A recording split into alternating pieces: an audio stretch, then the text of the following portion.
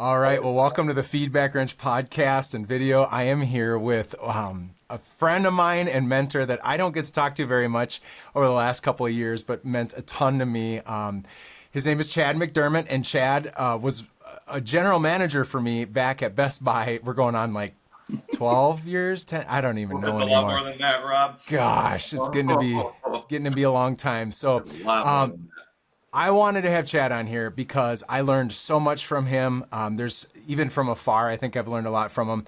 And he has a cool career path. He had some really great success and is successful in so many ways. He's a fellow Christian, follower of Christ, kind of guy that I want to be like. So I'll just shut up, and maybe Chad, you want to give us a quick survey? You're a dad, you're a husband, you got Oh my your gosh. dad's got a family camp, and you're running. Why don't you introduce yourself and do a little survey of who you are and what's going on, man? I love that. Yeah, Rob, and you know me, and you started in the right place. It always starts with family for me. And so I am, first and foremost, just last week, a husband of 21 years. Just celebrated that. And Danette and I have 4 kids, 17, 14, 7, and 6. And I'm sure it'll come up over and over again. Family is the driver. Family is everything.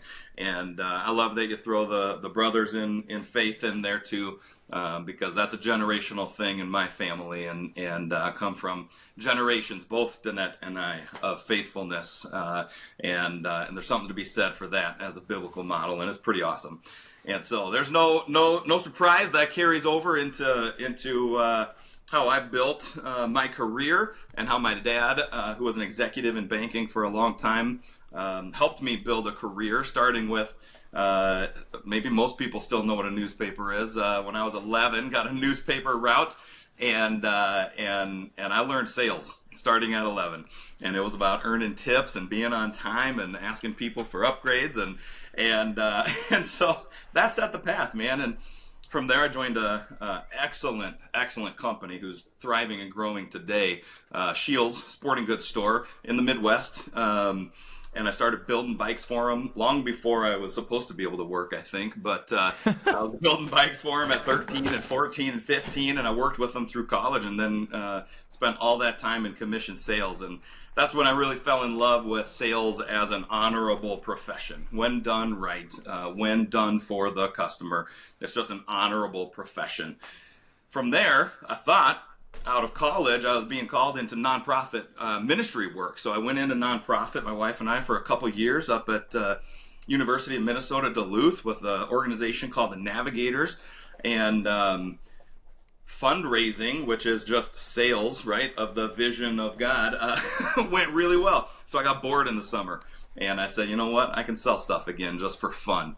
And that launched that summer, early May 2002, launched my Best Buy career of over 18 and a half years. And it was just supposed to be a little 90-day thing. And they loved it because I was filling a need when all the college kids left. And I loved it because I thought it would just be done, and I never left. And from there, very, very quickly, got to be in leadership and run stores. Was general manager of 2 stores for 6 or 7 years combined. And then the last over a decade as a director, whether it was, Midwest or, I ran Indiana to California and North and South for multiple years for specialty stores, and had offices, in the corporate office here, and just had some interesting and unique and dynamic director positions for the rest of that time. And I'm sure we'll get into some of that.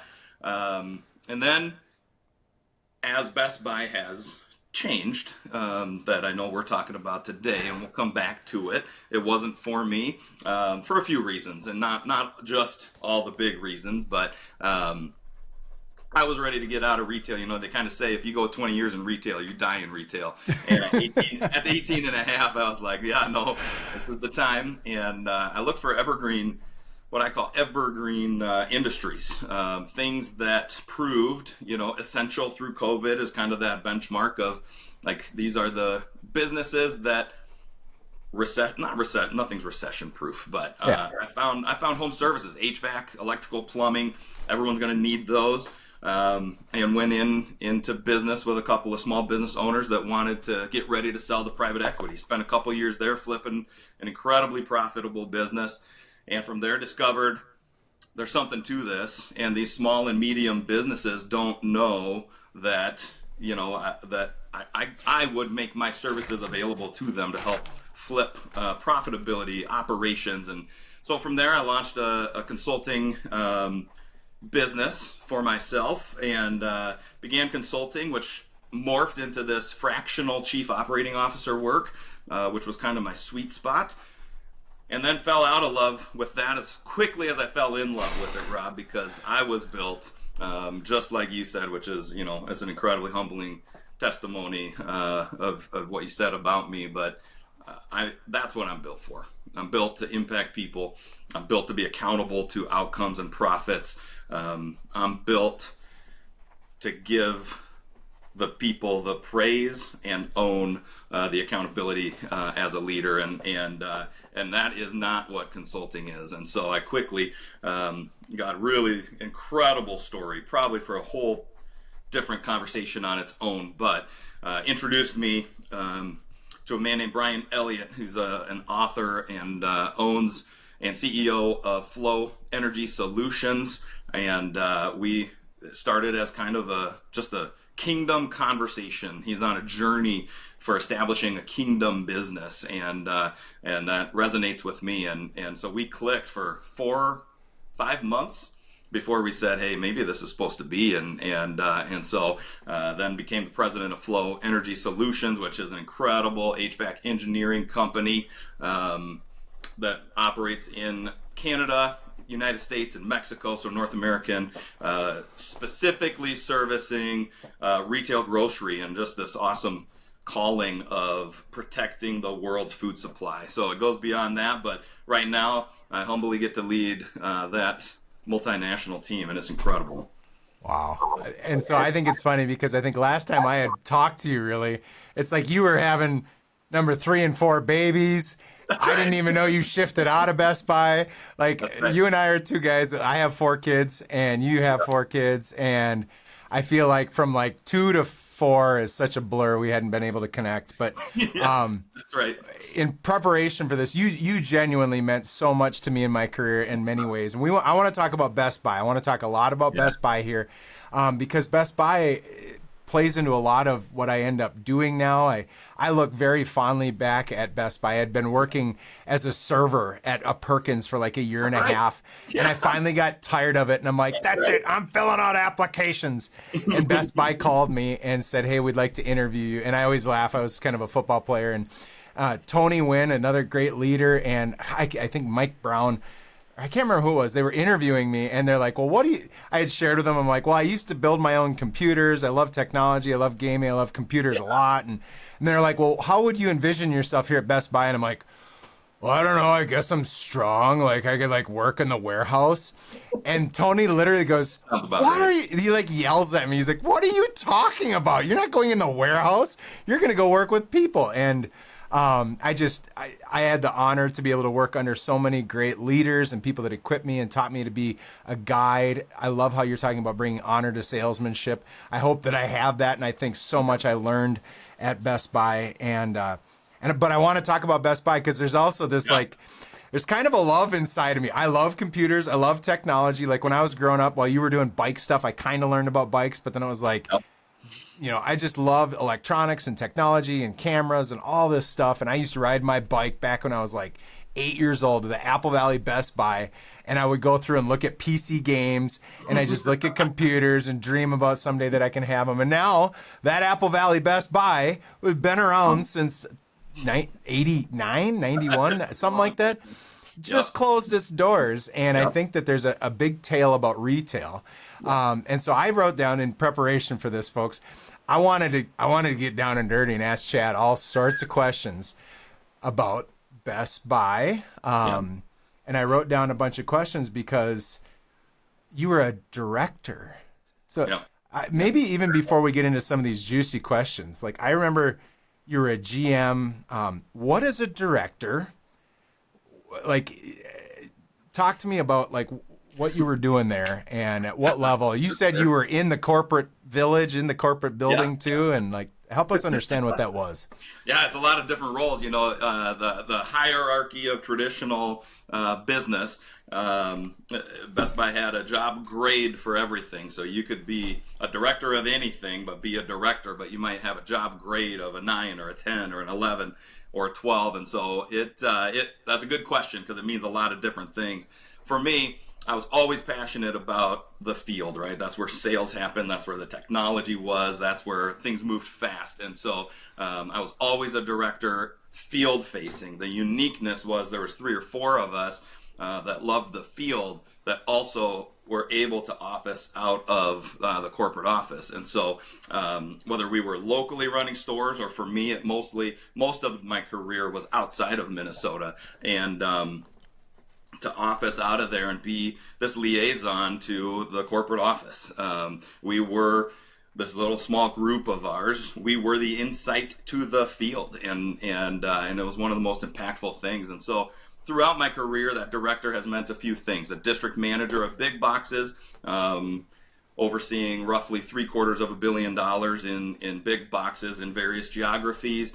It meant a national director of our specialty stores, so ran Indiana to California, and I mentioned that, but smaller stores, so 200, 300, 400, with a similar whatever $500 million portfolio, and so director has meant a few different things, but it's essentially, from that GM role, I went into these district roles, and then from there, certain roles, that faces the field are director level. And so the uniqueness was, for 2 years of my time in running the most of the country in Best Buy Mobile, my wall backed up against Hubert Joly, the CEO, the turnaround specialist of Best Buy. And so, those are really fun days because, the very first Monday that I came in and rode the elevator with him up, and we're walking down the hallway, and he realized, like, we're on the same floor. He's brand new. I was going to do his Geek Squad integration coming into Best Buy, which, more on that. But he says, Chad, Frenchman, I can't do his accent, but how was business? And I just go off on, it was great. We had a great weekend. The mobile business was awesome, all of this. Next day we get on the elevator and Hubert says, Chad, you lied to me. He said, business was not good. I'm like, no, business was good. He goes, Chad, I am the CEO of Best Buy. When I ask how business is good, not how Chad McDermott's business is good, how was Best Buy's business? And just lessons like that, of this uniqueness of then, of course, yes, and there's light bulb moments like that from incredible executives, incredible leaders throughout my career who grabbed me by the arm and taught me things like look beyond yourself and how are you defining things like success? Because he wasn't scolding me. He knew how the business was. He knew what he was doing, and I love him to death. And so that's that uniqueness of gleaning the wisdom from the executive team and the C-suite at the office, but then also being that liaison to say, hey, this landed poorly in the fields. This is what customers are saying. And that was kind of that director level field and corporate up until everybody went home in the business. So yeah. So everyone went home in the business. You're talking like COVID times type of deal. Yeah, that's interesting. I don't even like saying it anymore, but yep. I know. I hate those words. It's funny. So, I started at Best Buy in 2004, and I think some of the basic fundamentals that I learned there were, they taught contact, care plus. When you're in sales, that you would contact someone, you'd ask questions, lifestyle questions about what they're looking for. You'd recommend a solution, and then you'd encourage the sale, and you'd kind of do that in your own special way. And it was funny when I started, I went to I think it's the second or fourth oldest Best Buy. It's this Best Buy Burnsville. Yep.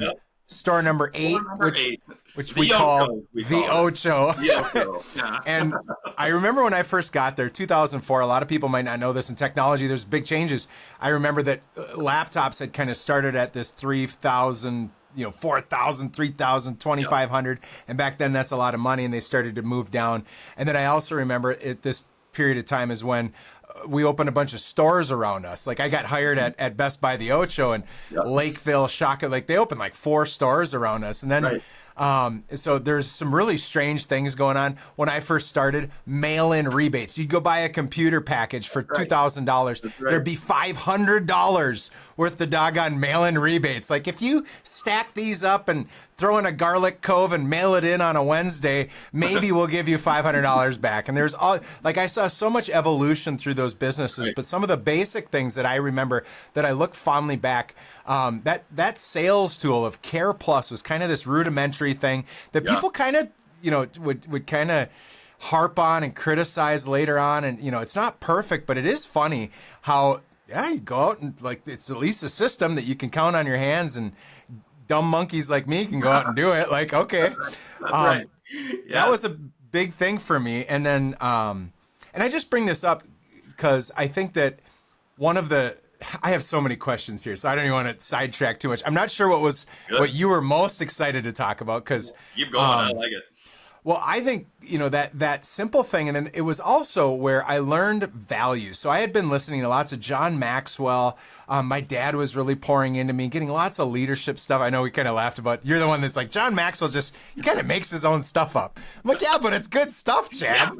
And I remember that, talking about values of who you are as you do things. But I can't even remember all of them, but it was like learn from challenge and change, have fun while being the best, sell a lot of warranties. Oh, there we go. For sure. Yep. Step 3 first.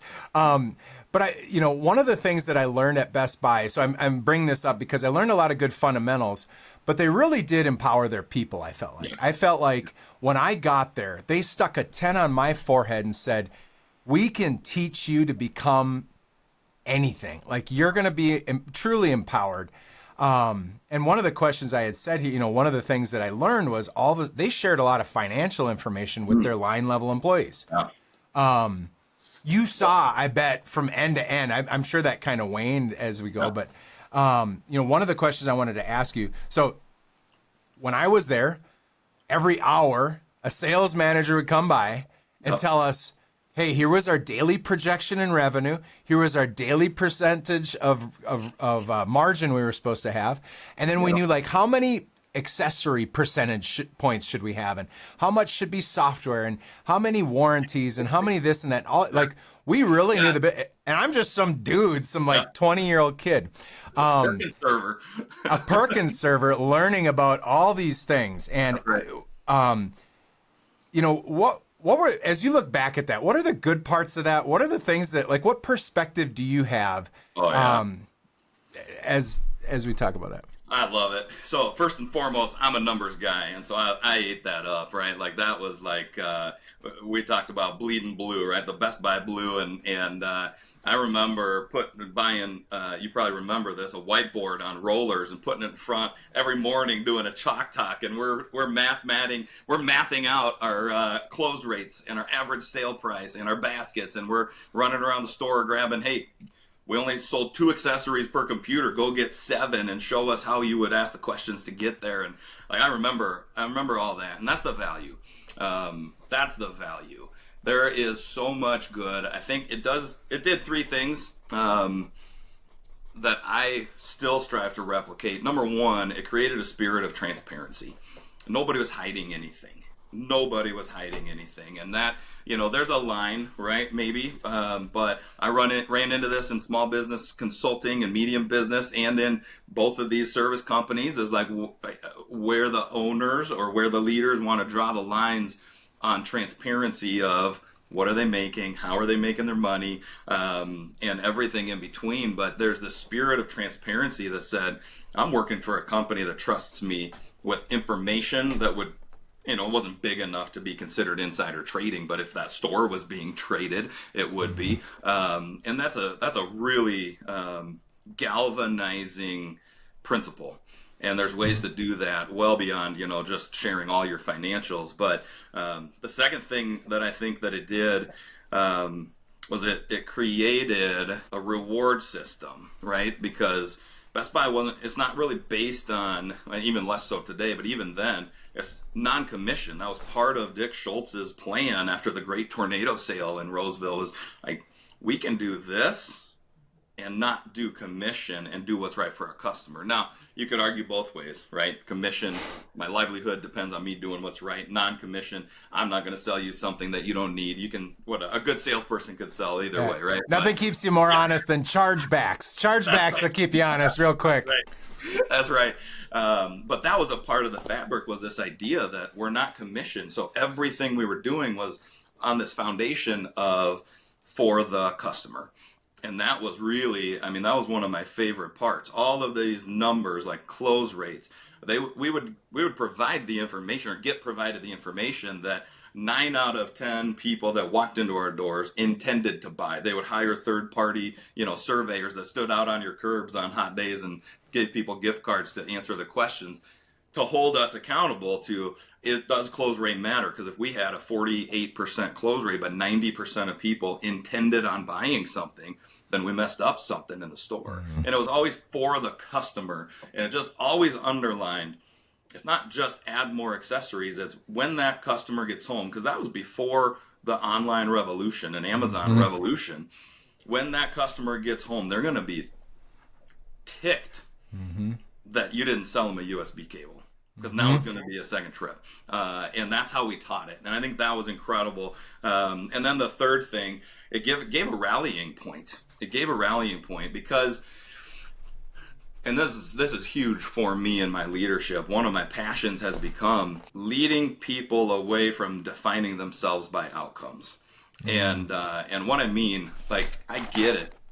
Close rate's an outcome, average sale price outcome, basket outcome, but you could have a bad day as a store and celebrate the behaviors because you closed 80%, or because you had great baskets, or because it doesn't matter the business. Now we're talking way beyond sales, but in that time for Best Buy, in that transparency, you had those three things. You create, this transparency and this underlying customer center of everything, and then you had this ability to celebrate.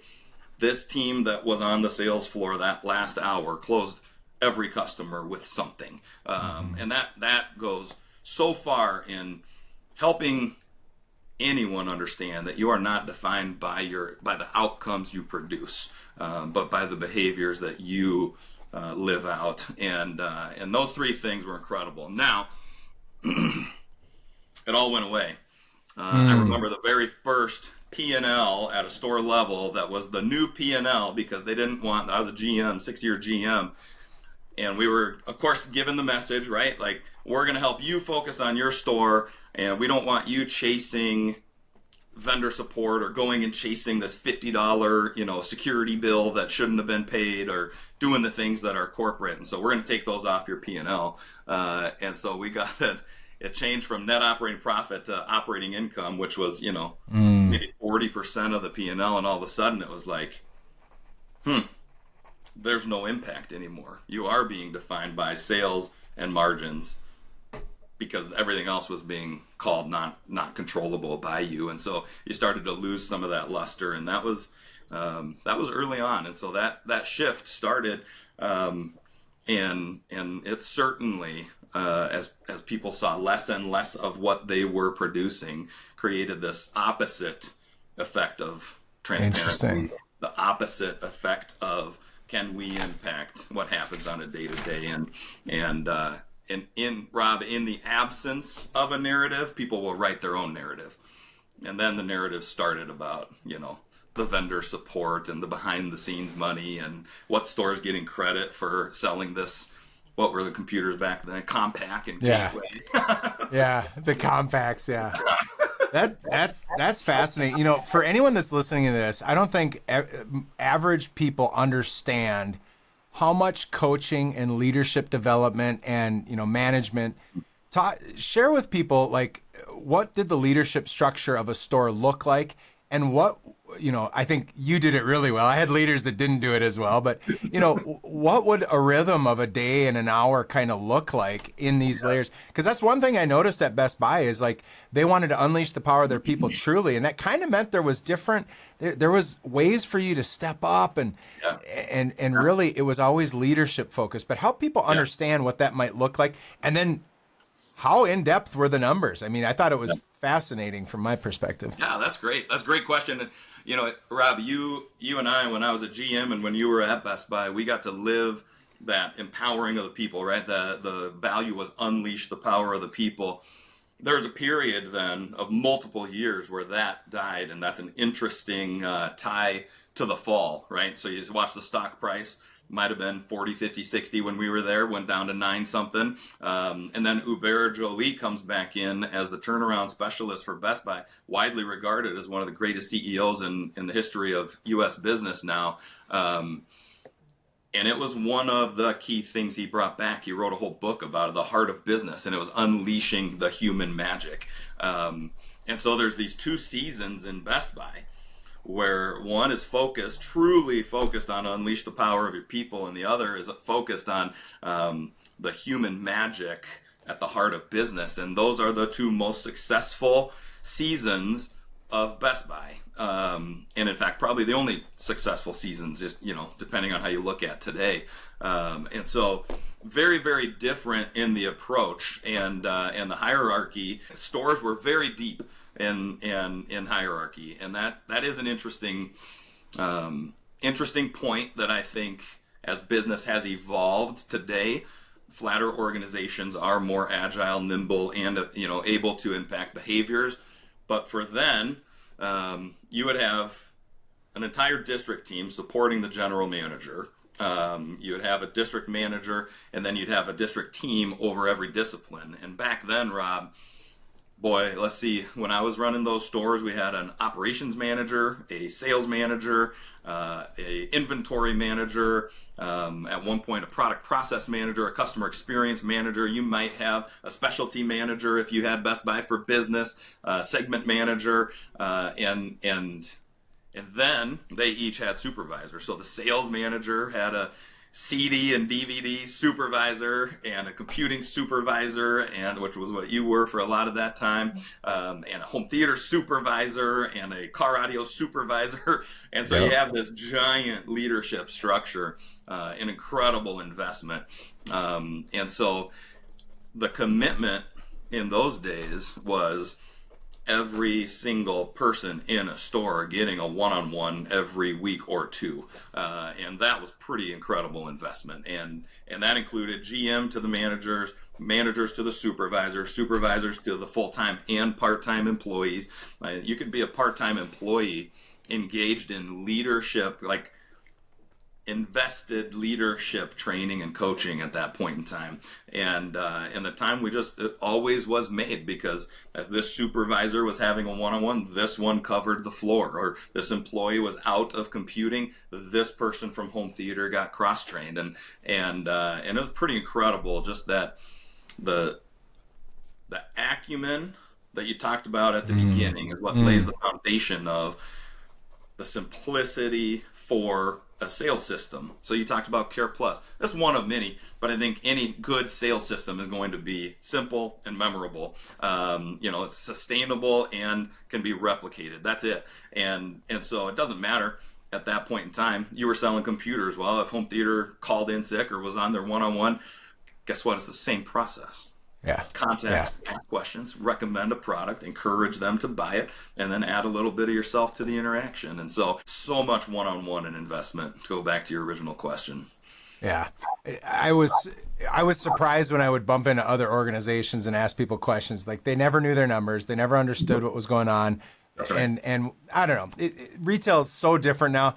And I won't get too ranty about when I walk into a place and I'm like, it's like, do you not have the pride to make sure that you're going to be good at this? Like, what is happening right now? But, I listed out a bunch of different questions. Was there something most exciting that you wanted to bring up and talk about? Because you're an engaging thinking guy. Otherwise, I got a bunch of things I'd love to ask here. But what was most top of mind for some of these questions? Yeah, there was one. I loved your question around when I became a GM. It was of store 8, right? The Ocho. I mean, it was the left behind of all left behind stores, as every other store had been invested in and upgraded and new carpet. We got nothing. We got nothing, and it was my shot, right? Like, hey, okay, fine. You've been around long enough. We're gonna let you try a store, um, but you asked a really great question around, yeah, new stores opening everywhere around, and that's well, this is what's happening, right? Is every store that opened then is either closing or that store closed now, and that's the Best Buy decline from 12, 13, 1400 big box stores down. It feels like they're going to target around 700. There's many closures and more to come. Wow. And so there's all these other things, and there's no real money as a motivator. And I love that question. So how do you take this downward trend and this lack of monetary incentive and lead people? And I had a few moments, and you were a part of a couple of them. There was a point where the Ocho was actually performing. We had stopped the negative comps and started for the first time in 4 years to grow the business. And the president of retail, Sherry Ballard, which if you're a Minnesotan, she's the CEO of our United FC football club, and incredible woman. And Sherry planned a visit with a couple executives to say, no one's been able to grow this thing. It's still ugly. It's still old. Let's go see what's going on. And she taught me something that day that has really, and I keep coming back to the customer, because it's business is the customer. And so we're walking the store, and she is just wowed.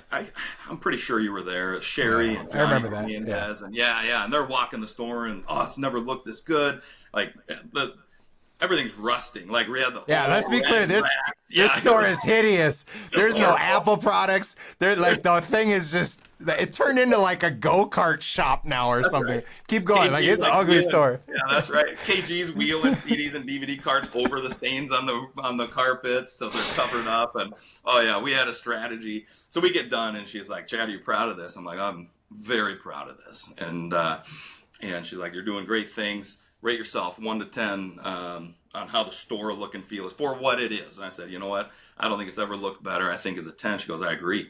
I've been in this store for 20 years or 10 years, whatever it was at that point, and I don't think it's ever looked better." And she goes, "But I'm going to ask you a very important question. How much effort, time, manpower, and overnights did you put in to get it to look like this?" And it was like just dagger in the heart, Rob. And I'm like, and they're all laughing, right? And I'm like, all right, I'll be honest, a lot. We did an overnight. We hired a crew, like our own, like paid overtime to clean and organize, and we used to call it farming CDs and DVDs. So oh my gosh, out of place, and oh my goodness. And she smiled, and she goes, "So, what I hear you saying is that I'm more important than the customers who come in every day to buy from you." Rob changed my entire trajectory of the focus of the customer for everything that I'm doing, and it changed my life of right, like what, and that sticks with me today, and so from there, yes, we had already been doing good, right, and the store was junk. We didn't have any of the latest and greatest product. We only got the leftovers of what was coming. Our Geek Squad was a tiny 1 foot by 2 foot window where everybody else had huge, precincts, they call them. And we just started to latch on of, okay, what's the most customer centric thing we could do? And you might remember this. We said, we're going to be the best in Best Buy at selling what was called Reward Zone. It was the free membership. We were going to be the best at selling, and we did it. We were the single best store. And so you start thinking about when the priority is right, which is always the customer. People will rally around that. When you're asking them to engage because they care about a person, to engage because this is somebody's first year at college, to engage because they're going to be able to have a family movie night, to engage beyond a close rate or an average sale price. The measure of engagement then is those but you're asking them to a higher Yep. calling. And that's Yep. why sales is such an honorable profession. I don't remember where in your relationship or manager where it was, but I remember you came back and I had been kind of, again, I was trying to develop myself and I had kind of read some stuff about mission and purpose and values. And you came back and I think you had a mission statement that we were going to relentlessly pursue the best interests of our customers. That's right. And you came back, and just so you know, so my company values are to be trustworthy, competent, enjoyable, and rigorous. Trustworthy is defined for us that we relentlessly pursue the best interests of our customers. Love that, Rob. And you've impacted me. Like just the word relentless sounds corny in business, but it really is like, look, this It gives isn't you a about me. picture. It's about you, and I want to. And now I don't want to make assumptions about what's your best interest or whatever, but Yep. I appreciate so much. You know, one of the things that I always noticed in my time in retail is it seemed like there were a lot of folks who would be a leader or a manager in some way, shape, or form, Yeah. and it always felt like people were trying to crawl up. Like we were so close to the corporate ladder, the corporate, Emerald City, that Yep. like all of us were like, man, we can almost taste it because they come in and use their corporate discount. That means I can make a lot of money. And man, if I just get me and there felt like, you said that there was multiple levels of hierarchy inside of Best Buy. And I could attest there was definitely times where that was a lot, right? And I remember that there were leaders that it felt like, things would go, well in the store. And it always felt like some of them would kind of use your shoulders to pull themselves up, and then they'd be up, and then they're gone. Yep. And I've said this, you don't know this, but I've told stories about you that I always felt like you were genuinely the kind of leader that knelt down and allowed you to kind of like just move upward and forward. And I think I wrote in my questions here, I observed you as one of the first leaders do this kind of mirror versus window principle. Yeah. It was like whenever something good was going on, you at least gave us the impression that we felt like it was us. Yeah. You did a really good job of not just making it feel like that, but you attribute it to leaders. I could tell that the people that were asking you, the district folks or whatever, and then when something would go wrong, it's like the buck stopped with you. And then it was, you would ask great questions. I love how you always said, how do we ask great questions to get to the thing that we're looking for? But I don't even know what my question is out of that, but I appreciate that you Nice did that. compliment. Yeah, thank you. Like, what are some of the struggles to be able to do that? Because I think one of the things that people think is that if they're not self-promoting, Yeah. you mentioned that there's these numbers, 9, 10, 11, 12. Like, if Yeah. you're not pushing and jockeying, if you're not absolutely making the case that you need to get promoted, do you get left behind? Did you experience that? Like, I don't know. What thoughts come up from that? Yeah, that's great. Well, thank you first of all, and absolutely, I think that is what kingdom leadership is. I mean, it's modeled for us. It's all the great leaders. Like no one points at one and says it's all that person, and they say, yeah, you're right, it was me. And so, thank you. That's a huge compliment. And the answer to your question is yes. Yes, absolutely got passed up. And I'll go towards the end. I was interviewing. This would have been the biggest job that I held. It was the biggest job I held in Best Buy, was this kind of national coverage of all, decision-making power for our Best Buy mobile specialty stores. And I was interviewing for it. And the leader I was interviewing with was new into his vice presidency in Best Buy, and we sat down, and he said, "I want you to know something. I wouldn't be interviewing you based on what I've seen because you're way too nice to be on my team." And I said, "Okay, that is an incorrect perception, right? Like you can be nice." That is an incorrect. I love it. I love it.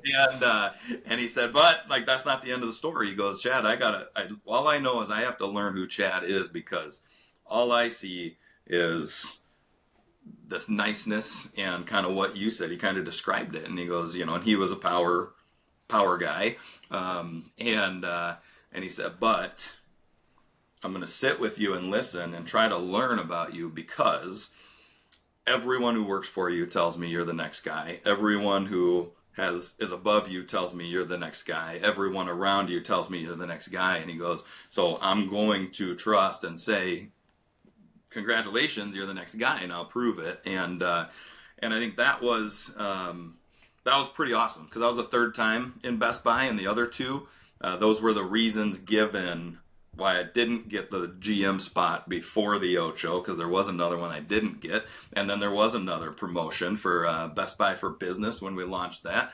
That was like, you know what, we don't think you're tenacious enough, and it really comes down to that self-promoting.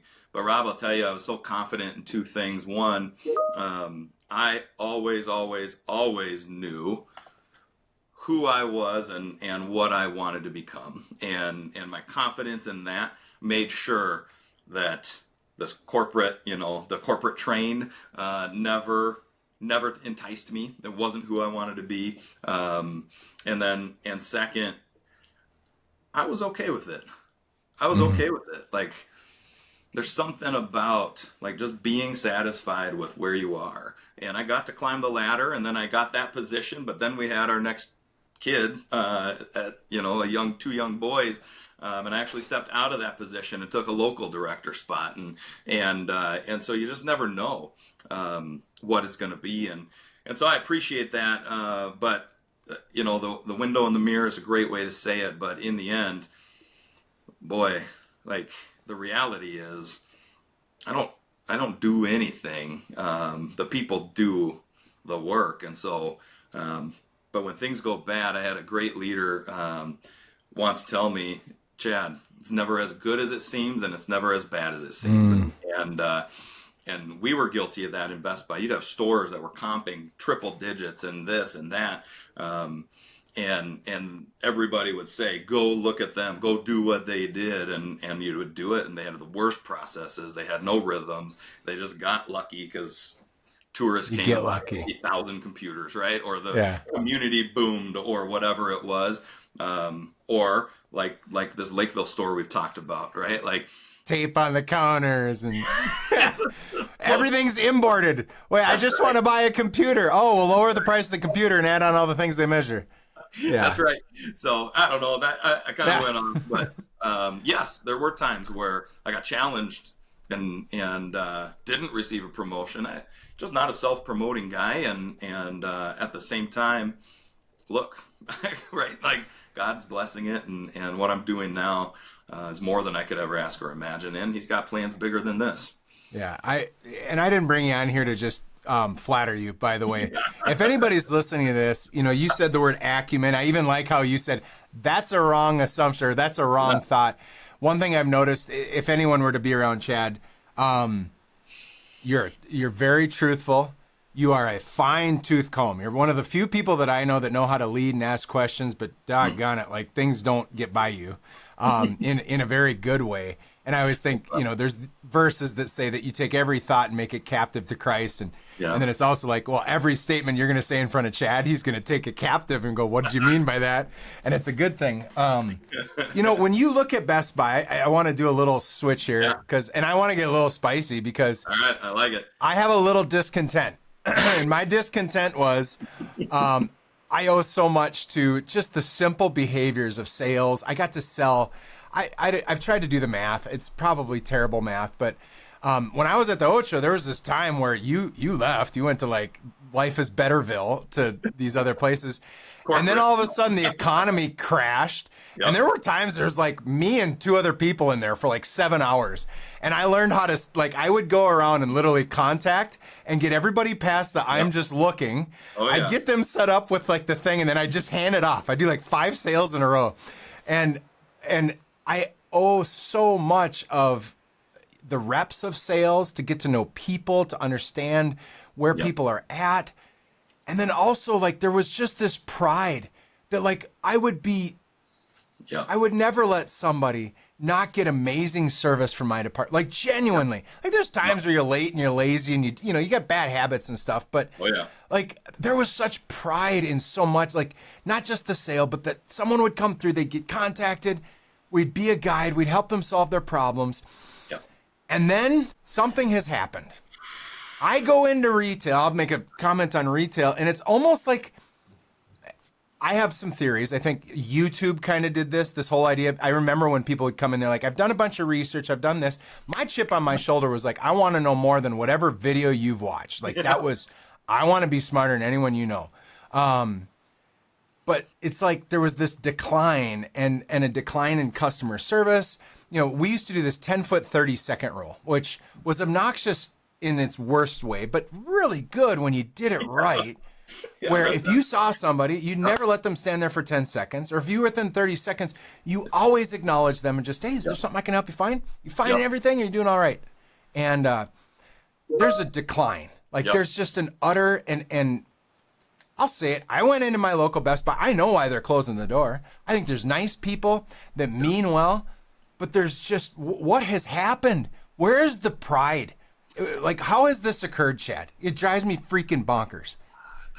That's a deep question, Rob. That is a deep question. You know, there's so much that goes into it. I think I'm going to start at the CEO level, just really briefly, because the shadow you cast, right? You might not ever know until you're out of that position.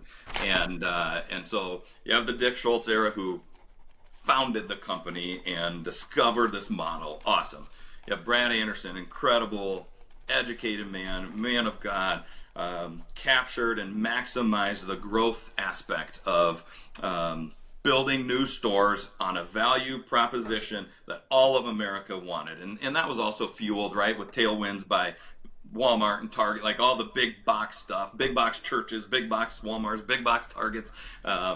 All of it was growing. And then we have a hiccup, right, with Brian Dunn, who was somewhat disgraced as a CEO, but we also continued that. But then we did it in China and Turkey and Mexico and Canada, and we tried to make everybody be like us.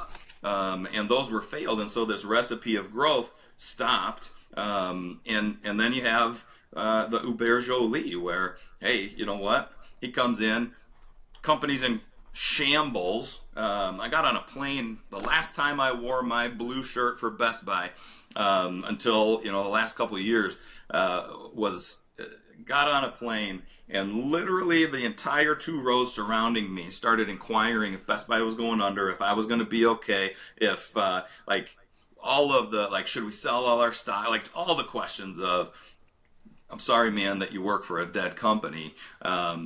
Then we bring this era back of the human magic. And this was this idea of the people. And Hubert, for his first, I don't know, 3-4 months, I don't know what it was, put a blue shirt on, worked at the St. Cloud store, came and met me at Eden Prairie for an entire week to learn the Geek Squad elements of the business. And then we have this financial turn. And it's all gone. And so there's so much there. And I start there because, you know, as a leader, as a CEO, there's so much personal beliefs that play into decision making. And so is it right or is it wrong? Is Best Buy strong today? Are they weak today?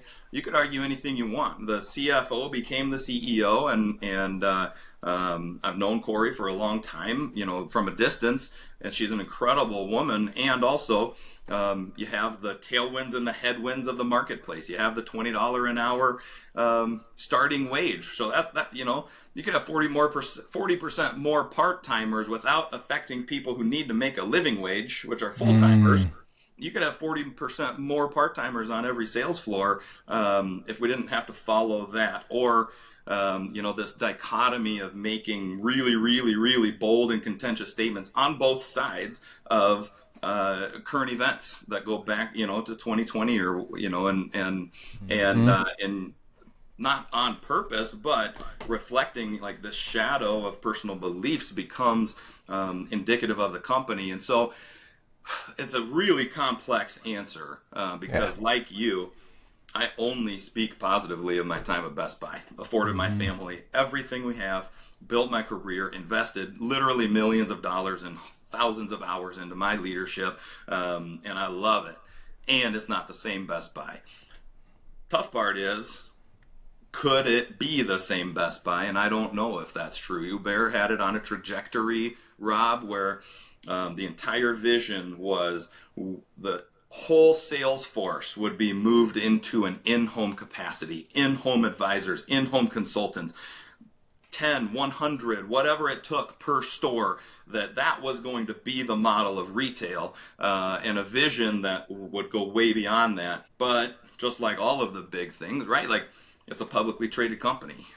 It's not a software company, right? It's not Ring doorbells who can lose money for 10 years straight and get angel investors like Shaquille O'Neal or whatever. And Best Buy's on this quarterly accountability statement to the street to make money. They're making money, right? Like, just even Q1 this year, earnings per share was up while comps were down.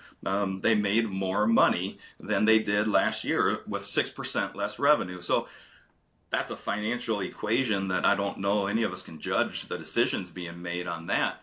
But it'll never be that same company if we don't get out of traditional retail. And some of the decisions being made, with less and less, I don't know, oversight, but less and less, you walk into a store and doesn't look the same, doesn't feel the same, doesn't have the same people or anything. And you got GMs that are throwing trucks, like they're personally unloading trucks because that their labor is that low. And that's across the country. So it's a really deep question because it's a dramatic change that, in my opinion, part of what's broken is this quarterly Wall Street expectation that once you're an established company, you have to deliver, unless you're SpaceX or these companies. Amazon lost money for a decade, right? Like, they don't have that freedom to say, this is the investment phase. And while things were good, Uber was able to do that. And then those things just kind of went away as the numbers keep coming in as needing to improve. And it becomes cost cutting, and it becomes, it's just simple math. If you have to cut costs, right? The year before I left, it was holiday season, and we were given a message that every single store needs to cut all their labor by 0.5%. And as a GM, which I was a district manager, like, giving that message as a GM is like 0.5%. What is that? 50 hours total out of 100 employees? Okay, fine. But the economy of scale overtakes it. Then you see what that 0.5% is, and then some execute it, some don't. And instead of developing accountability as leaders, you then make decisions, and it becomes this. So what happened was the decision was made, not enough people executed. So now they're going to issue you the minus 0.5% labor instead of holding you accountable to the message. And so there's this, I don't know how to answer big that. Big and squishy. There's a lot. It's squishy. It's squishy. Yeah, I think the thing that always, and I don't want to be like, oh, it just makes me mad. It's more of like, it breaks my heart. And part of what it is it's more of when I walk into a store and everybody's just standing there. Yep. And they're like, where's the leader? Maybe he's in the back cleaning. Yep. Where I really do believe that there's this thing of like, well, how are we all getting better together? Like, how are we all learning a little bit more? And I think there's some really great people there. I always laugh. I joke that, someday when I'm no longer running my own business, I'm just going to go work in the camera section because I love cameras so much. Work for about 3 hours while it's still fun and only when it's busy. But I always just think that idea that if you're coming together if you got time to lean, you clean, but also you just get better. You understand people and whatnot. But one thing I wanted to ask about was, you said that you have this a bit, or you talked a little bit about, you have outcomes that you're kind of held accountable for. I think you always do a good job of like asking great questions to get people there. I think you, of all the people I've ever been around, have been really good at playing like this 4D chess of, how do I ask questions to this leader who's then going to go out and have his people do this? Yeah. Or just, you had given me the book Transforming Leadership by Leighton Ford that I've read multiple times, and this idea that Christ-like leadership is awesome and is modeled in the Gospels. But what advice do you have, or what tips can you give people that are listening? Not like you got it all figured out, but I think you're really good at it. How you know, everything from not just Best Buy to where you are now. Like, how do you help get things accomplished through other people? You know, I have a team of 7. Like, how? I don't know. How do you get good at that, I man? love it. Well, I've got an analogy for myself, and I'm sure it breaks down at some point, but right now it's working. And it starts with just a line of dominoes. And as a leader, start by understanding that anything you are observing or any action you can see somewhere in the middle of the line of dominoes. And so let's say that it's 10 dominoes in, 1 domino in, 2 dominoes. It doesn't matter. You are observing an outcome from something that happened before it. And this is where I'm spending a lot of time with my executive team and in flow right now, is really understanding, okay, so if I observe that someone in a fulfillment capacity is trying to produce profit at the expense or on the back of a customer, right? That's not their job. The magic has been, Rob, of my commitment to identifying what was the first domino to fall that led that person to believing that was the right decision. And what I love about it is that 100% of the time, you will always come back to a leadership behavior or a leadership message that was distorted or perverted down this line of dominoes. And so, you know, as I think about our time in Best Buy, there were some incredible profit and growth and exciting things that happened during that. And one of them was Geek Squad. And there are, you know, Geek Squad it has a similar roller coaster story that we just talked about with Best Buy. But I remember observing a really poor interaction of old woman wanted a data backup, whatever, you know, fill in the blanks, tell your own narrative. And this person saying, that's just not going to happen. You can either leave your computer with us and stop complaining about it, or take it with you and it doesn't work. And she walked away with her computer. And I go back to that moment because I innately believe that people want to win, that employees want to win.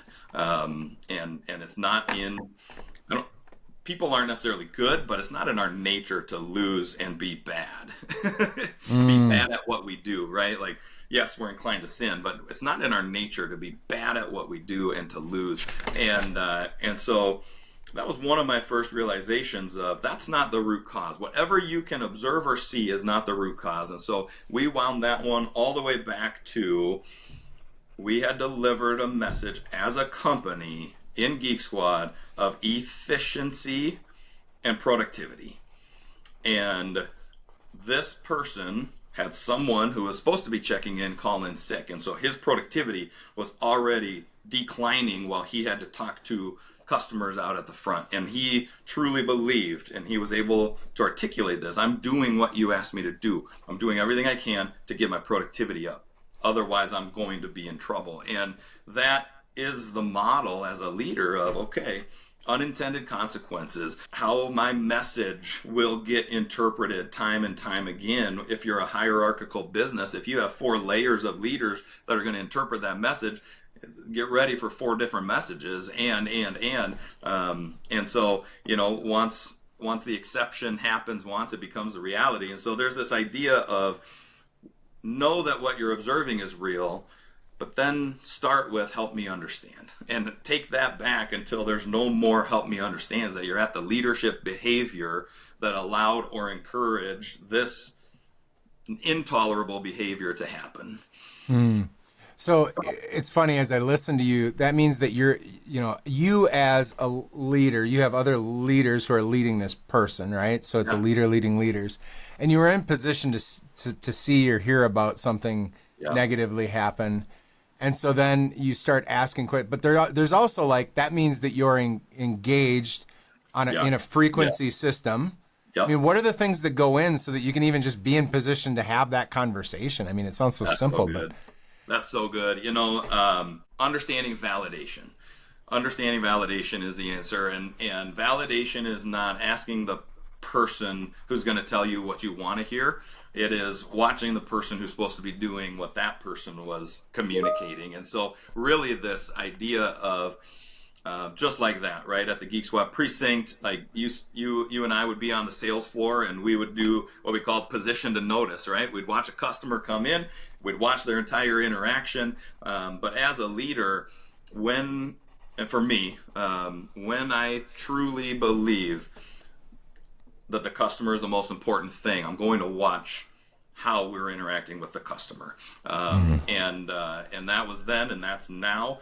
And if you aren't seeing the outcome, then you're allowing perceptions or messaging or somebody who has smooth words to tell you one thing that may or may not be true. And so this validation idea is, I had a really cool trip recently with Flow. We use a manufacturer to make these units that we engineer, and I got to go see the factory, but then more importantly, got to meet our employee who's on the front lines doing quality control, doing the customer experience, answering the phones, answering the emails, and understanding his experience in what's good and what's bad. And incredible things come from that, because I had heard, for example, there's a time capture software for projects that we use. It's incredible. That's what I had heard. This is awesome. This is why we can get detailed project costing. This is why we can be transparent with our numbers. And then I go and I get to see it. I'm like, okay, I believe it's those things, but also I'd like to see it. And it is being used in the least efficient way you could ever imagine, but that only happens by being there side by side and believing that the person who touches the customer most frequent is the one who holds the truth of what's being communicated. That's really good. Were there some things that you had kind of prepared to talk about that maybe I haven't asked about? Because I have some other questions, but no, keep going, man. I love it. So you had a time where you were an outsourced or fractional CFO, and so it's kind. Yeah. What was it? Tell me a little. Chief Operating Officer. Yeah. Chief Operating Officer. So what did you do, and for what size organizations? Yeah, great point. Or great question. So fractional work is fairly new in the consulting business, right? And so I had this realization as I worked with this home services company to help flip them for PE, that my skill set is somewhat unique. There's a lot of people that can do it, but for an entrepreneur, what I learned was that they don't know those skill sets exist. They don't know that there are great operators. They don't know that there are great finance people. And also, the ones that do know don't know that there's a way to afford them. And so what I came across, I was consulting, and this is kind of this manufacturing and representative company, and I'm consulting with them, and we get into, I don't know, about a month in, I'm just like, you actually don't need a consultant. Like, you just need someone to go do this, and you can't, because the owner was also a salesperson, and a lot of businesses are like that, and you know that. But the owner's a salesperson, so who's going to create a process? Who's going to implement a system for example, they weren't balancing their commissions, which sounds silly, but the entire business was commissions. And so, $36 million in sales at, anywhere from 2 to 7% commission. And so this was an opportunity for me to say, you know what, what you really need is me for 10 hours a week. And we will get this done, because I can do fractional work. Not everybody needs a full-blown C-suite of anything. And so this entrepreneur who had no skill sets in processes or validation, we switched from consulting to this fractional work where I would come in, and we were totally transparent with the team. Like, this is a skill set of mine. It's not affordable to a small company like that. They weren't small, but small in terms of profit, because it was commission based. They can't hire a COO, but they could hire me at the salary or consulting fee that I needed or was worth or needed for 10 hours a week. Then found another company who could afford 8 hours a week, and and then it's the same stuff. Then you're just replicating it, and so you get this chief C-suite leadership experience. And it's not just me. There are now companies that do this. They hire out, and it's pretty incredible. And mine was a little different because I was very passionate about finding the companies that could not otherwise afford the things. What got you here won't get you there. You can't. That's the sentence. That's See, it. It's funny that you're bringing this up. I have these two groups of people that we work with. I have all these contractors, builders, home builders, remodelers, HVAC guys, and then I have accountants. And it's really just because I had that little blip where I had an accounting firm and I kind of learned how to sell it and position it and whatever. Yep. And I'll get a lot of guys that do this. They want to do a fractional CFO is what they want to do. But it's always funny when I back it up and I'm like, listen, there are business owners and entrepreneurs and organizations out there that they really kind of get to this in the E-Myth. It's like you've got those 5 stages or whatever. You kind of get like you build a team and then maybe it's time for traction or whatever it is. But what it is that this skill, momentum, and thing that got you to where you are is not what's going to get you to where you want to be. And it's funny, I'm disorganized enough and bad enough at the things you're good at to know that what has to happen is formality, management, process. So even as you were describing something, I mean, are there things that, an entrepreneur like me, I got a team of 7, we're encroaching on this $1 million mark. We're not huge, we're not small. It's lots of service-based stuff. Like, what tips do you have as a COO or things that, like, doggone it, real practical skills that can help you start inching towards there? Or how do we ask the right questions to find a COO fractional? I don't know. What thoughts come to mind there? I love it. Yeah.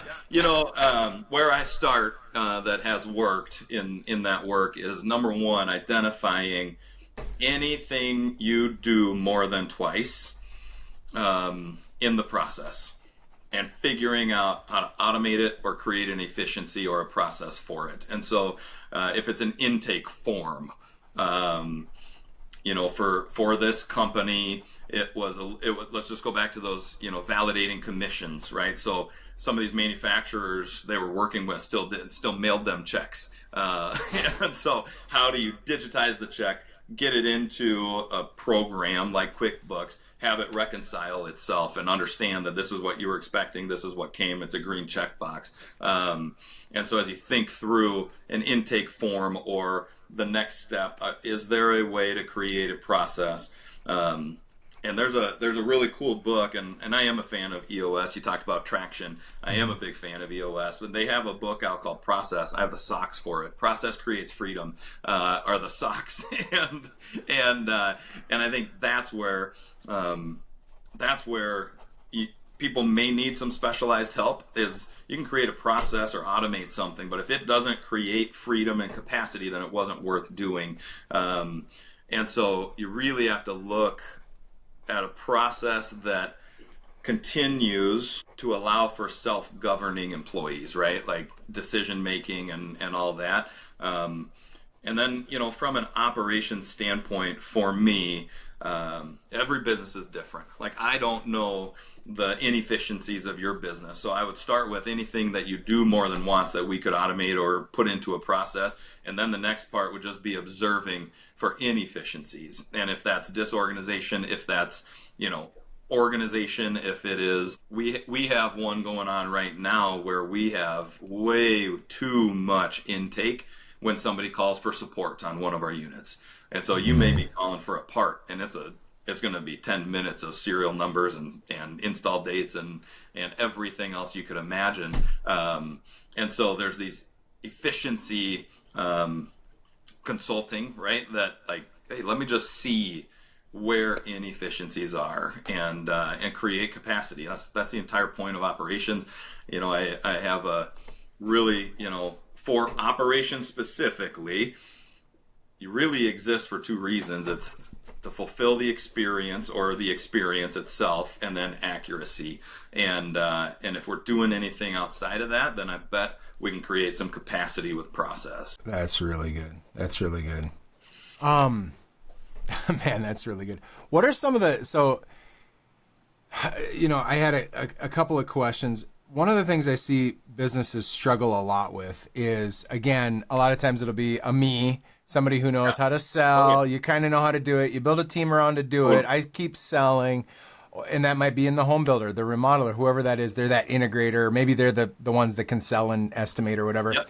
And there's this spot where it's like, okay, what do you do with sales? And then the other thing is as they're trying to grow, the CRM, the behaviors around CRMs, the behaviors around taking notes, the behaviors of tracking all this crap. Yes. What have you learned about that? Yeah. How can organizations, a lot of times it'll be a guy, they can't get past that teenage Yes. year.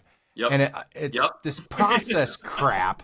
Yeah. I don't know. When it comes to CRMs and sales True and colors. You're showing your true colors, Rob. This process. yeah, all this stuff.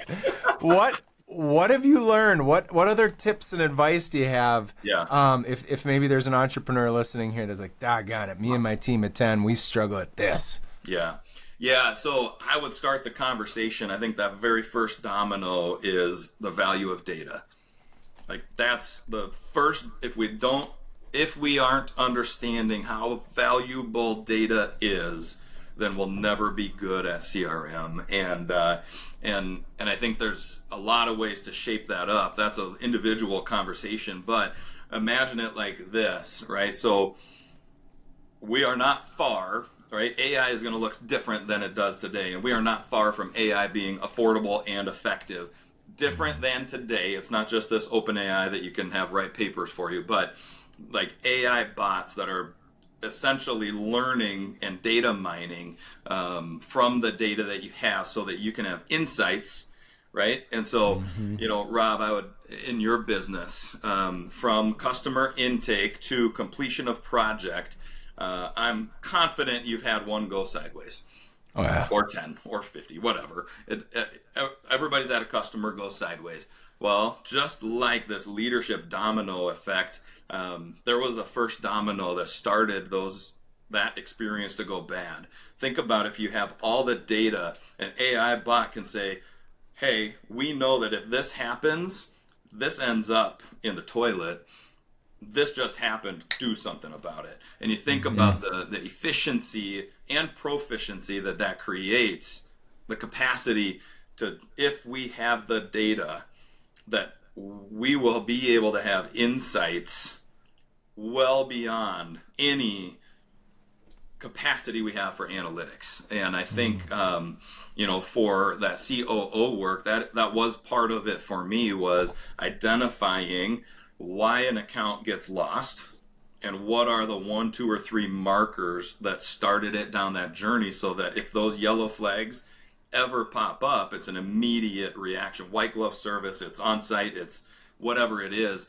And so really in this world of CRM and sales and data, when it's just a task, you're never going to get good at it. But when you realize that what you're putting in is probably the most valuable thing in your organization, which is data that can be used on an ERP, on a CRM, in a project management software, that eventually, we're not far. You can analyze that data yourself, but it's a little tougher. But we're not far from really being, in a small business capacity, able to have help from technology to identify things we don't even know to ask about. And I think that's where I start, is with this data importance, because that changes what you put into CRM and why you would do it. And I think starting with that why matters.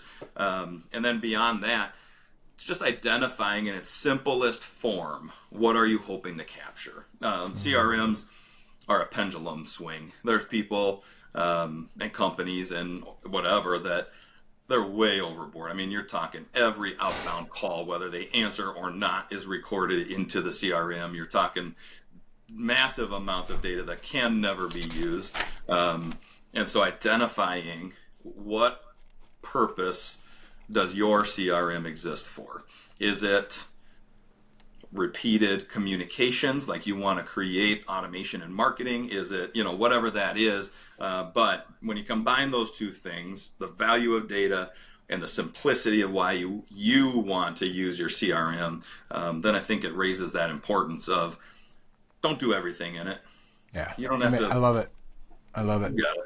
I got a couple other questions here. Good. So, and I could probably keep going, but we probably got to let you go eventually. I'd love to do this a couple more times because we still haven't even talked about, both of us follow Jesus, and we really believe that there's some amazing. I just think anybody listening to this, it is the nudges that Chad provided me in my faith in an appropriate way that truly helped in a lot of significant ways. But I don't want to go there yet, so hold on. Teaser. But I do have, okay, so another thing that I see organizations struggle with a lot is, what gets them to this certain spot, their team, when you're a small business and you're hiring people, it is so intimate. And sometimes you have A, B, and C players, right? Yep. What encouragement process, how does an entrepreneur approach performance management when it's not you're the supervisor at Best Buy? Now, I always think you always took great on it, but you've had to fire some people in your day. You've probably seen some. I mean, you put me on a performance improvement plan because I was late like 3 or 4 times. 3 or 4. 3 or 4 times in a month. Yep.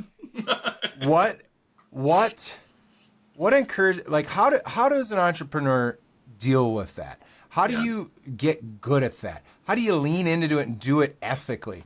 I think even when we first talked, kingdom leadership, you treat people really well. Well, how long do you hold on and keep paying people when they're not producing the way they need to? And then the big picture is like, we have a vision.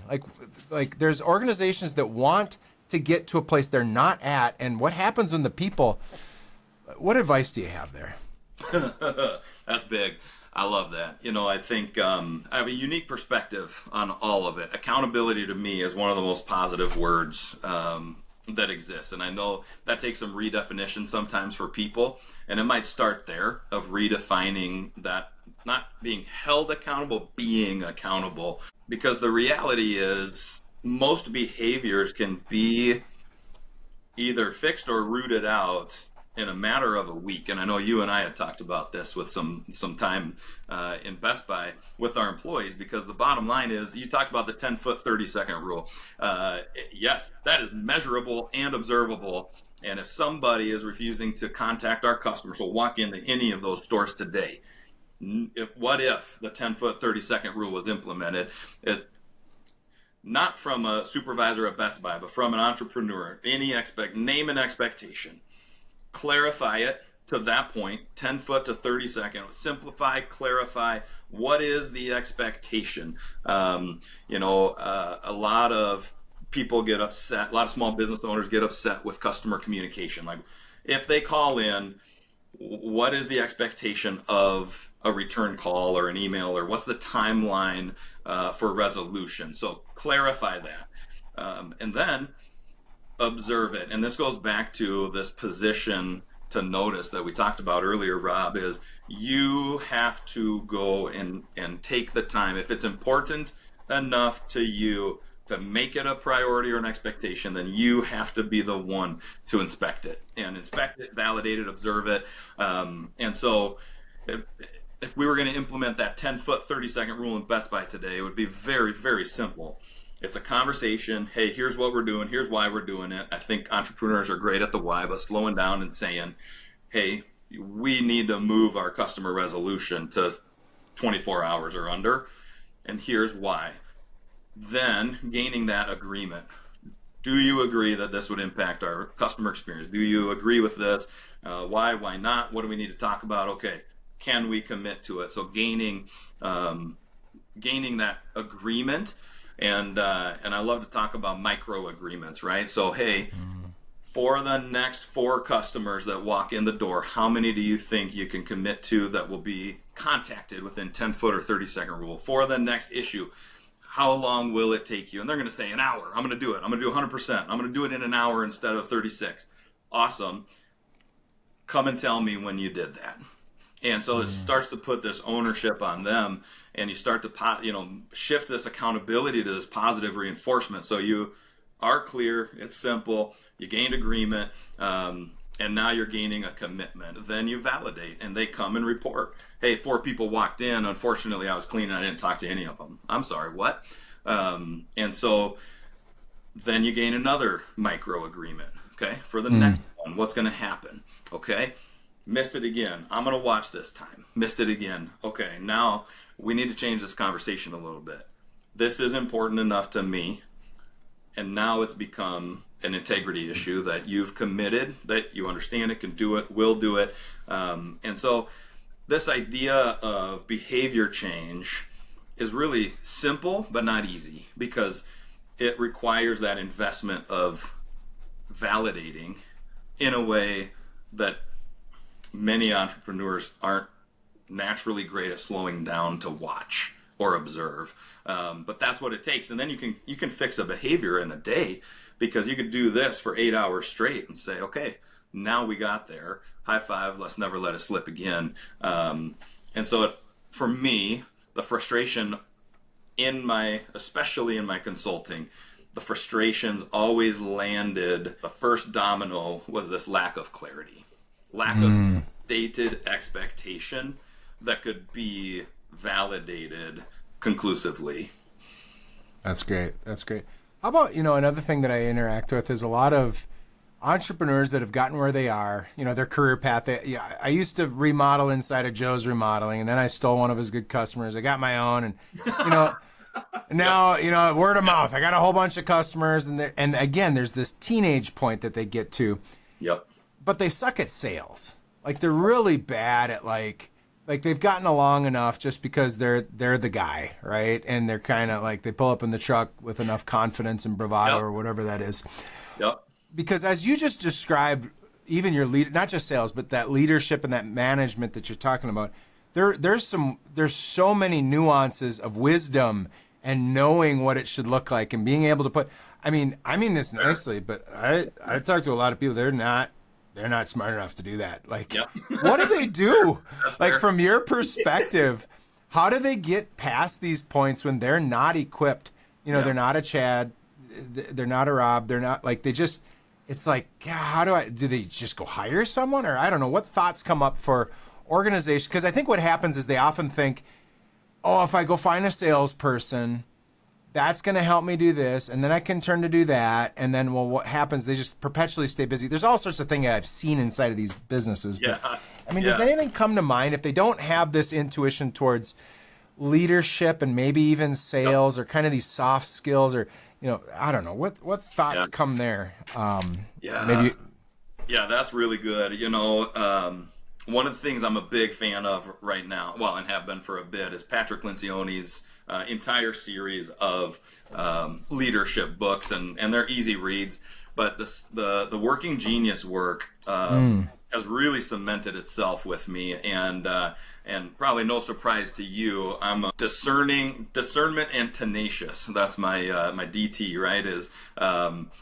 And so, as a leader, you don't have to have leadership tendencies. In fact, I think there's a huge value in helping entrepreneurs and business owners understand there's really kind of 4 categories, and you're not all 4 automatically just because you own a business. You can be an entrepreneur or a business owner or a leader or a manager, and you can be versions of those, but most people aren't. And I think there's a lot of value in defining where you stand in those 4 categories. Because what were those 4 again? What were they? Entrepreneur, business owner, leader, and manager. And they're all great things to be, but most business owners believe they're entrepreneurs. Most entrepreneurs become business owners, but there's a delineation there between what that actually means. Just because you own it, I would argue, in your example, stole a customer, started his own. That's not entrepreneurship. You're not doing anything different, right? You're a business owner. Good for you. Yes, I love that. And that doesn't. You have one pillar, right, out of those. But within that, there's this idea of getting to know where you're at. And the beautiful thing about Working Genius is it's not about leadership. It's about where you thrive when you're in those positions. And so for me, I love love working with someone who's an ideator and a galvanizer, because I know that together they're going to have insane ideas that I'm going to love taking through this discernment process, and then their galvanizing is going to start pulling in the people, because I will tend to be okay getting all of the facts, making a decision, and moving forward, because I'm very confident in that in that approach. But that's my tenacity. Like, why would I wait to bring 5 more people in to rally the troops around it when I already know it's the right decision?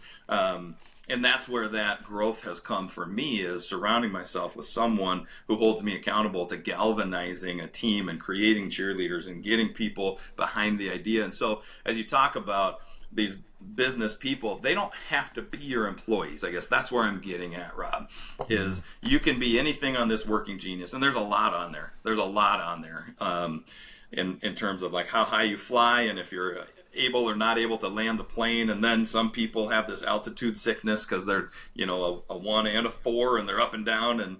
And there's a lot in there, but we can all surround ourselves with people different than us.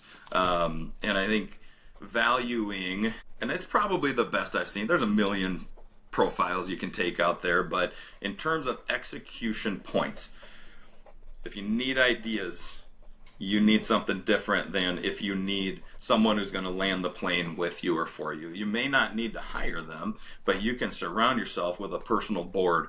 I have multiple people, executive soul coach, who's an incredible impact on my career trajectory after that home services. And he holds me accountable to the human system of how I lead, and I have a prayer team with Brian, the owner of Flow, who they're employed, they're consultants, they are dedicated to lifting us up and holding us forward and holding us accountable when they see us stepping out of our gifting or ignoring someone else's gifting. And so we can surround ourselves with people that don't have to be employed, and I think then you can be that for someone else. And that's where I would say the biggest miss in this world of small business and entrepreneurs, this network of truly investing in each other's success.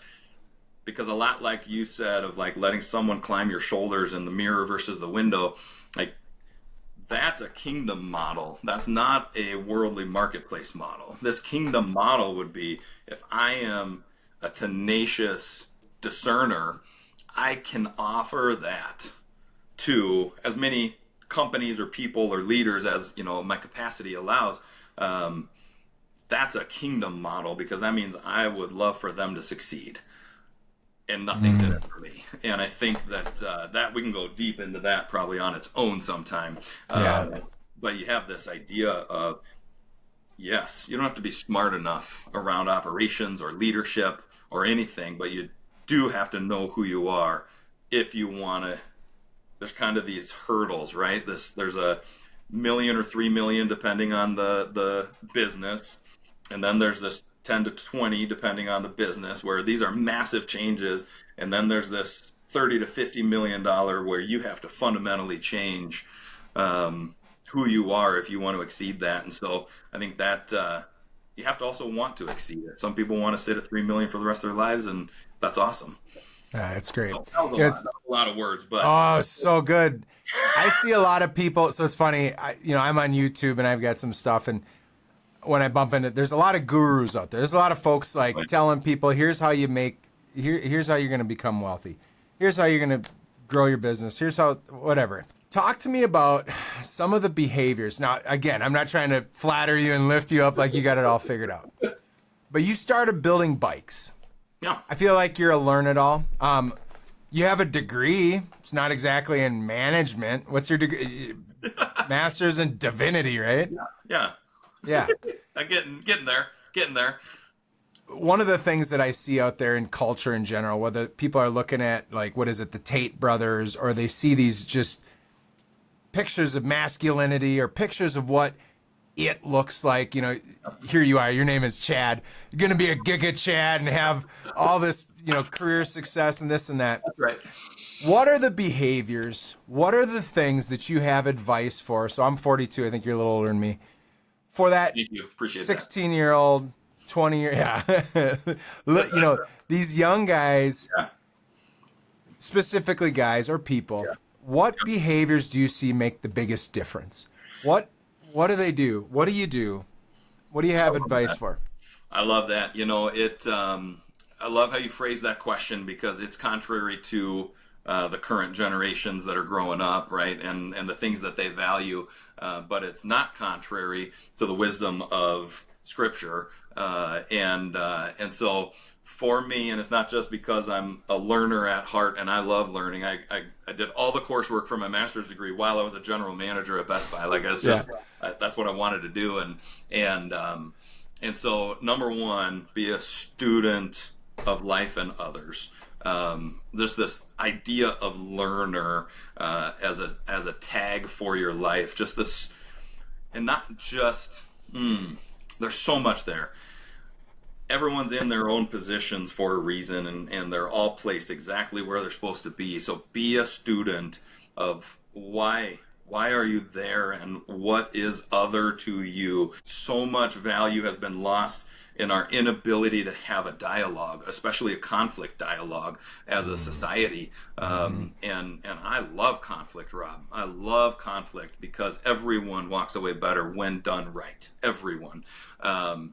And we don't have that ability. And so, but being a student means learn the opposing viewpoints, learn the position you're in, learn.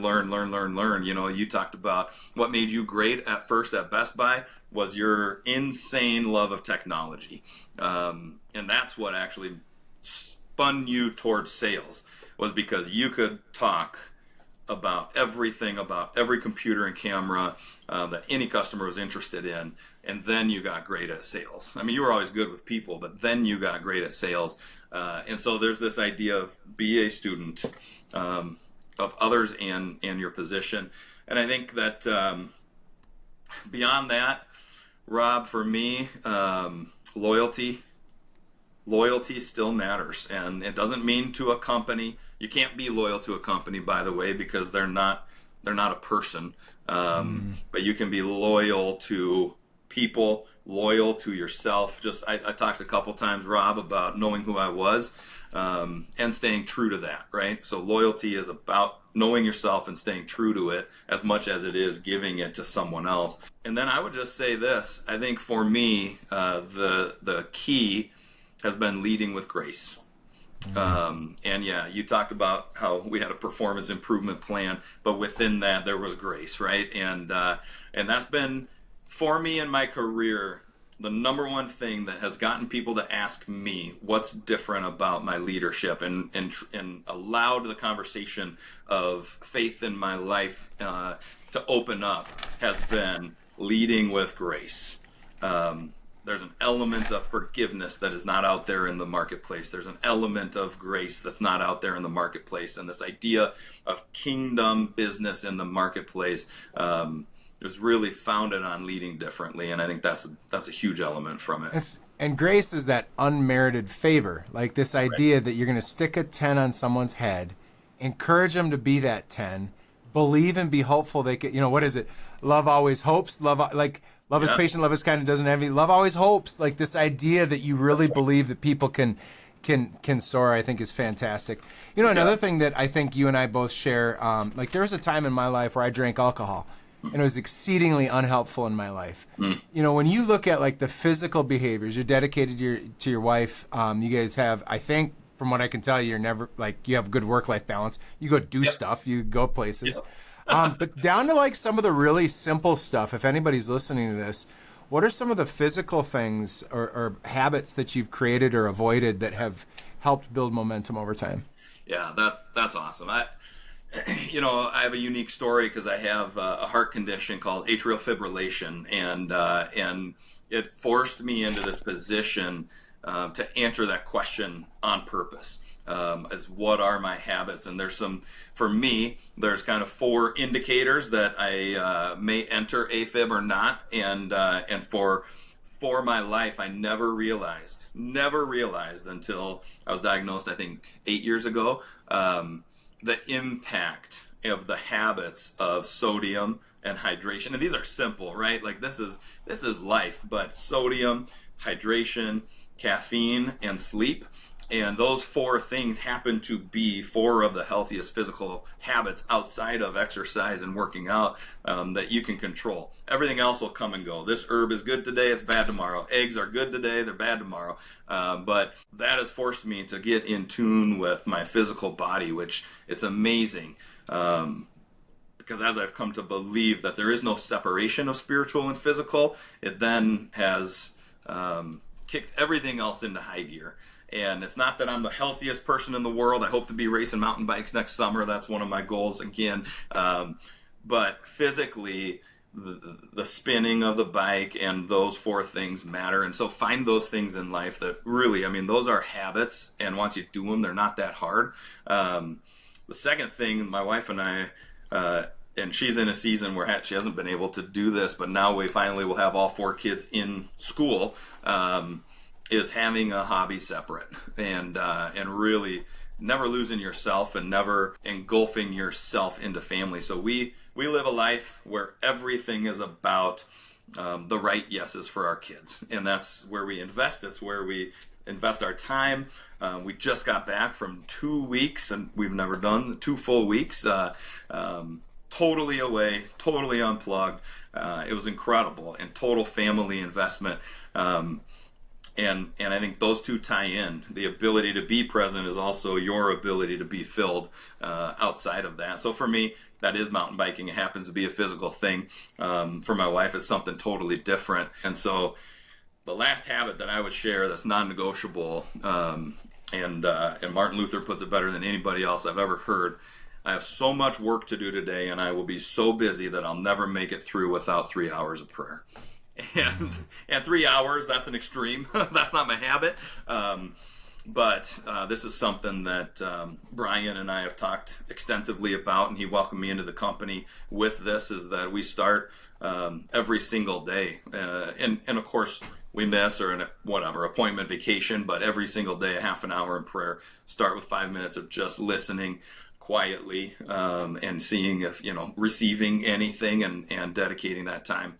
Of course, sometimes it's deep prayer, sometimes it's nothing, sometimes it's just a chat, sometimes it's everything. But that idea of the busier we are, the more we need to cover it in prayer is a habit that has changed everything.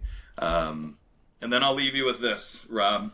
The mission that God has set me on right now as a leader is to evangelize this idea that we were designed to work from a position of rest, not a position of toil. And for most entrepreneurs, I'm getting emotional about it, Rob, for most entrepreneurs and small business owners and people trying to climb the corporate ladder and young people trying to make a name for themselves, the number one temptation is busyness, and that's a position of toil. And when we work from a position of toil, our work will always be degraded. And when we work from a position of rest, our work will always be multiplied. And that is right now what I'm seeing as I'm engaging with more and more and more leaders and people wanting to grow from their current position, is this idea that those two cannot coexist. That's really good. Thank you, Chad. I appreciate you so much. I want to do it again because there's about 900 other things I want to ask about. We'll see if 900 people are interested in it. No, Yeah, that's great. yeah. That's great. So like and subscribe. No, Chad, I appreciate you. Thank you so much. So some of the, real quick, you had a couple books in there. You said that traction, there was a traction process one. Is that what it was? Yeah, process. You said Patrick Lencioni's Work Genius. Yep. That was another one you mentioned. Now you didn't. It's called Process. It's an EOS series book. It's called Process. Okay. I do love Patrick Lencioni's. And then there's another book really shaping. It's 10x is easier than 2x right now. And that one is really shaping the work we're doing at Flow and multiplying. And that has a lot to do with this idea of complexity and simplicity, rest and toil. Is really, really, really good. Working in your 20%. I'm going to check it out. I got my next readers. Do it. Thank you, Chad. Appreciate you so much. Have a great day. Thanks, Rob. You too. All right. Bye.